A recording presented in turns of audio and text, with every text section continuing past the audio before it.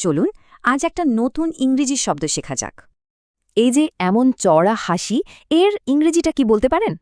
চলুন একটা ছোট্ট গল্প শুনি। রিনা নামের একজন ছাত্রী একটা কঠিন অঙ্ক করার চেষ্টা করছিল। হঠাৎ করেই সে উত্তরটা পেয়ে গেল, আর সাথে সাথেই ওর মনটা খুশিতে ভরে উঠল।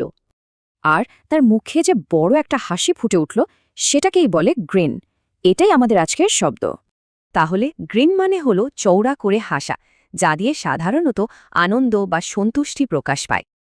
মজার ব্যাপার হলো গ্রিন শব্দটা ভার্ব মানে কাজ, আবার নাউন হিসাবেও ব্যবহার করা যায়। একটা গ্রিন কিন্তু শুধু আনন্দই বোঝায় না, এটা দিয়ে আত্মবিশ্বাসও প্রকাশ করা যেতে পারে। এই যে বাক্যটা, এখানে তার হাসিটা বুঝিয়ে দিচ্ছে সে মোটেই ঘাবড়ায়নি, বরং বেশ আত্মবিশ্বাসী। গ্রিন দিয়ে কিন্তু সাফল্য বা জয়ের আনন্দও বোঝানো হয়। চলুন দেখি কিভাবে। এখানে দেখুন, ব্যবসায়ীটির হাসিটা একটা বড় ডিল সফল হওয়ার পরের সন্তুষ্টি প্রকাশ করছে। এমনকি বিজ্ঞাপনেও এই বন্ধুত্বপূর্ণ অনুভূতিটা কাজে লাগানো হয়, মানুষের সাথে সহজে মিশে যাওয়ার জন্য। এখানে বাচ্চাটার চড়া হাসিটা প্রোডাক্টটাকে আরও বেশি আনন্দদায়ক করে তুলছে, তাই না?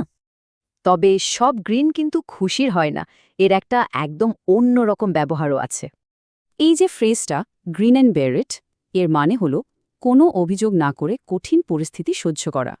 যেমন এই বাক্যে, সে কিন্তু এত কাজের চাপে মোটেও খুশি না, শুধু মুখ বুঝে সহ্য করে যাচ্ছে। মানে এখানের হাসিটা আসল না, এটা কষ্ট ঢাকার জন্য শুধু একটা লোক দেখানো হাসি বা মুখোশ। তাহলে আমরা কি শিখলাম? গ্রিন হলো একটা চড়া হাসি, যা দিয়ে আনন্দ বা আত্মবিশ্বাস বোঝায়। তবে গ্রিন অ্যান্ড বেয়ার ইট ফ্রেজটার মানে কিন্তু একদম আলাদা, কষ্টকে নীরবে সহ্য করা।